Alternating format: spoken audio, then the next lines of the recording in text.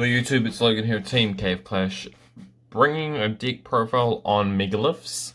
This is the exact same list that Lundrity played at the luxury event, I believe, at some event. But this is a really good deck. This deck's got two win cons. But the real thing I like about this deck is it's always playable. Like, you can always do something. And there's always other monsters, other MegaLith's you can go into, like, to pop stuff, beef them all up, return one, and just, you can keep recycling. But besides from that, I really do like the win conditions of this deck. So let's get with it. 3 MegaLith Orphle. So this one adds any MegaLith monster from the deck to the hand. And bear in mind, all the MegaLith monsters have the ability to ritual summon off the chart when they're on the field. The level 4s are on the field, the big ones are on the hand, in the hand. And there's a couple that can do quick effect ritual summons. So this one adds any ritual MegaLith monster. Really good. It's once per copy, so if you can keep recycling it, you can keep adding. So it's really good when you want to when you're gonna do the combo into your win conditions. The second is MegaLith Haggith. This guy allows you to add any MegaLith spell trap card. Exact opposite of Orphle. And also has so when he's on the field, he can also ritual summon, but you have to include him. It's really good regardless, because usually you just spam these two to get advantage. I run 2 MegaLith Bethor. So this guy is the removal of the deck. For each ritual monster with different names in your graveyard, he will target up to that many and then pop them all. Destroys them all. And when he's in the hand, you pitch him for cost, discard 1, then ritual summon whatever you discarded off. So it's level 4, you're going to go into level 4 or below. The next big dude is Aratron. He's an either player's turn ritual summon from the hand. And when he's on the field, you return a ritual monster to the deck to bounce a card, I believe. I really don't use his ability. Oh, it negates the activation. Okay, so when your opponent activates a card effect, you return a ritual to the bottom of the deck and then negate its effect. Aura card, I don't really use the second ability. I usually use the ritual summon. That's all I'm using to basically get into Bethor, because Bethor's pop heal it. The best card in the deck, without a doubt, is MegaLith Fool, or I just call him Paul for no reason because I'm autistic. So when he's ritual summoned, you can target MegaLith in the graveyard, and this guy's level becomes that level. So usually you'll target Haggith or Orphle to make him level 4 to go into Garnet or Gallarant Granite. And his other effect is the quick effect ritual summon. And you don't have to use him. You can use anyone else. Just so that you can basically just do a normal ritual summon from the hand or field. Really good card. Hopefully it gets a rarity bump, because it really does deserve it. The next card is not MegaLith, it's Incantation Chalice Slime. This is the only incantation card that I run 3 of. You reveal this, pitch a card, you can pitch himself, and then you special summon an incantation. Really good, that's all you're going to use it for. You're not going to use a second effect to burn or whatever, or destroy a card. And he's a level 7, so you can basically summon your level 4s and 2s. The next cards coming up are the one-of. So we got MegaLith Oak. He is the either player's turn link ritual summon. So when he's ritual summoned, you can draw a card, discard a card. Besides from that, you're going to use him to basically get into your win cons one of your win cons on their turn, so they can't play. The next one of MegaLith is Phaleg. He beefs every monster on the field that you control by 300 for every different ritual in the graveyard. Really, really good, and he does the ritual from the hand during your turn.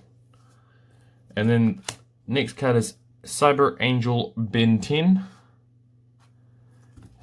She's just good because you can, when she's tributed, she gets to add a light fairy for a monster from the deck to the hand. That's all she's really there for. She's got to add like your Manjus and Senjus. And here's one of the win cons: Dark Magician of Black Chaos Max. Now, when this card first released, I'm not gonna lie, I thought he was trash, but he's actually pretty broken. So when he's ritual summoned, you can tribute off a monster, and your opponent cannot activate. Your opponent can't activate monster effects this turn. And when it destroys a monster's opponent's monster by battle, you get to add a spell. And they're hard once per turn. Really, really good if you can't get into your other win con, which is better than this one. But yeah, once he's out and your opponent allows it to go through, and if it's a combo heavy deck like rockets and stuff, it has kind of a hard time to like get over this, for the fact that they can't actually just pop off. So yeah, I really like this card. I know that's the reason why it's in it, because it's just that it's one of the win cons and you can just win straight out just playing it. For the normal effect monsters, I play 3 Grand Manju of the 10,000 hands. He adds a ritual monster or spell from the deck, but you usually just add ritual monsters because MegaLith's don't have ritual spells. We have 2 Senju, just because extra adds to have in the deck. And the reason I won't play 3 is because it's more of a ratio thing, because this is exactly copycat type of, it's legit just copied off Lundrity, whatever his name is. He plays 3 Gamma for 2 reasons. For the actual purpose of Gamma being a hand trap, and because you do play Hybriflex Needle Fiber, and there's the one driver. For one other tuner, I play Emancipated Seeker, because this is who you're going to add off if you don't already have it in your hand, or you're going to add it off the Block Dragon. Really good card. You're only using it because it is a tuner and it's a rock. That's main reason, only reason. The 2 incantations I chose, the dude was playing, was Incantation, Talismadara, and Candle. I was a bit iffy on this, I'm not even gonna lie, but he made a good point. These are probably the best ones for this deck, but you don't really want to see them. You want to have them in your deck and get them when you want them. That's why you play with 3 Chalice Slime, and then the Block Dragon or Broke Dragon. So when Block Dragon's summoned by banishing 3 ritual rock monsters, just 3 earth monsters, my bad. And when he leaves the field, he can add 3 rock monsters from the deck to the hand, where the total level equals 8. So you would basically add this dude, full, and a level 4, which will be mostly Oak. Now for the spells, I play Portal. This card's a really good spell card. So what Portal does is when you ritual summon, once per turn, you can add a ritual monster back from the graveyard to the hand. So if you use your Chaos Max, the Black Magician of Chaos Max, you basically add it back with this, because this is going to add any ritual monster. Now, for the second effect it's just what Diagram does. If they would be destroyed, it isn't. Simple enough. Now, the next spell card is sorta... I know how they said they didn't have a ritual spell, but this card's basically the ritual spell. This card allows you to beef, makes all your opponent's monsters lose 500 attack for each ritual monster on the field. Or you can ritual summon using this card from the deck or the hand. But it has to equal exactly twice its level. So if you use 4, the monster you're sending from your hand or field for this card's ritual effect has to be an 8, obviously. 4, and if you send a 4, you can get fill. If you send 4, you get fill or full. God, Jesus. Really good card. Probably the best card in the deck for spell-wise. Next 3 is 3, Preparation of Rites. Everyone should know what this does. Adds a level 7 or lower ritual monster from the deck to the hand, and then if you do, you can add a ritual spell, but usually you don't use the spell unless you have the incantation spell in there, but who cares? You're just going to be adding your level 4s in full and oak, realistically, because the big dude's a level 8. The next spell card is 3 extra Foolish Burial of Goods. Oh, extra Foolish Burial, not extra Foolish Burial of Goods. Triggered. Anyways, this one, pay half your life points to send a monster from your extra deck to the graveyard. And that's basically it. You'll send your... sorry, I'm a bit tired. You send your Hero of the Acolyte to get your free ad. And just continue your combo. And the last spell card is Incantation Inception. I'm not going to explain this. It's just there because it's a ritual card, realistically. And it gets you free specials and incantations. Now for the extra deck.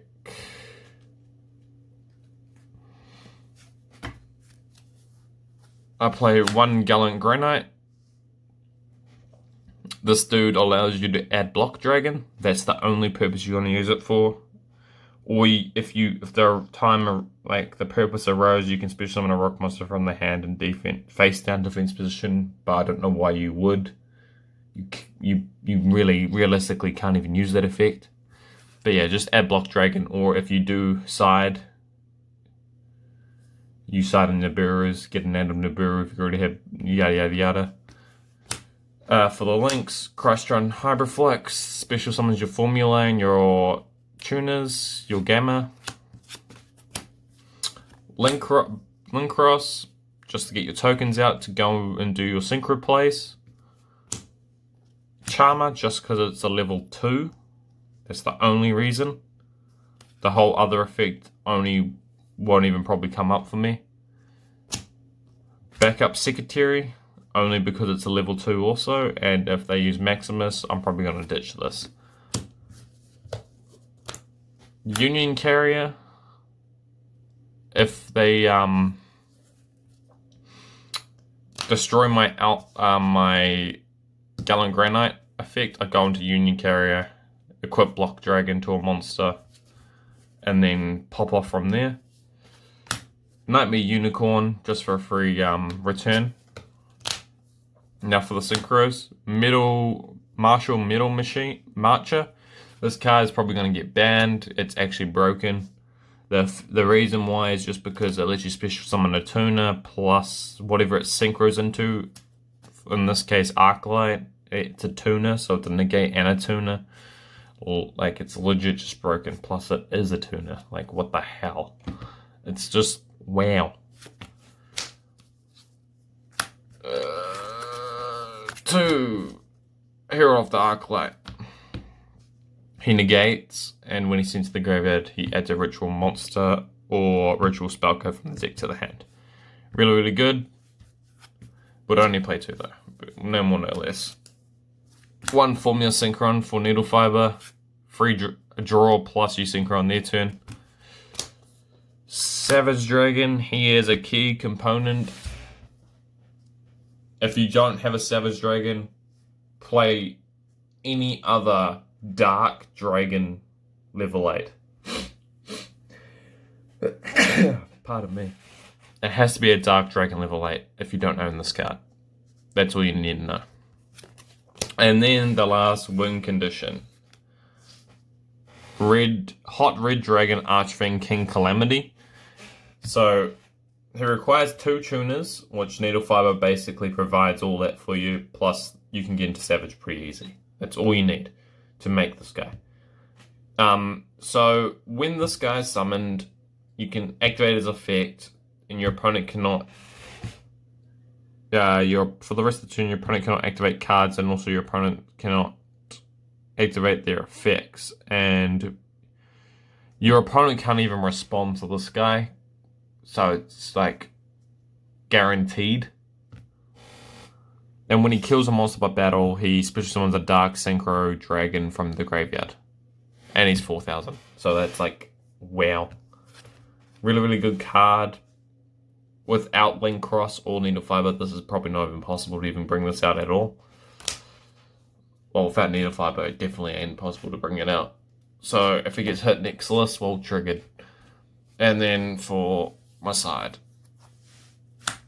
I got 3 sphere modes, just because I don't have Nibiru and I don't want to get negated. 3 Ghost Ogre, just for more hand traps. This is like a 7 card side, and 1 Oak, because I feel like sometimes you do need a second one when you're siding out and in. Because if they call by grave one of these dudes, triggered. Just straight triggered. But yeah, that's it for the deck profile. My thoughts on the deck is, it's just fun. It really is. It's just, that's all it is. It's just a fun deck. Like, for a ritual deck, because I never got to play during Necros, but I have, like, during the Necros format, where everyone just gin-locked people. I never even played in that, so to play a ritual deck that is actually, like, really fun and actually can win and combo off, pop off, it's really, really different, because I'm usually just playing, like, whatever's topping, like Dogmatika and all that. But yeah, really fun deck. If anyone's wanting a cheap budget deck to play around, you don't actually have to run the King Calamity. So like, if you're thinking he's saying budget, but you're running like this, he's getting a reprint anyway, so it'd be cheap as. This is cheap. One of these are probably getting banned.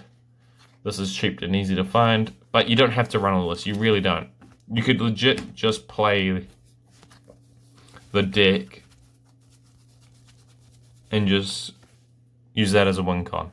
And if he stops that, you can just beat him down, pop stuff. Like the decks, and plus the deck has a lot of consistency. It's just that when you're playing the deck, your decisions actually matter on what you add and what you need, like pop, and what you do. It actually, everything matters. So, yeah, that's the deck profile. I hope you guys like this deck profile. Don't forget to comment, like, and subscribe, and stay tuned for more. And just a little heads up, I might be, emphasis on might, be getting a case of the 2020 tins. Maybe. No promises. But if it happens, be ready for that. And I'll see you guys later.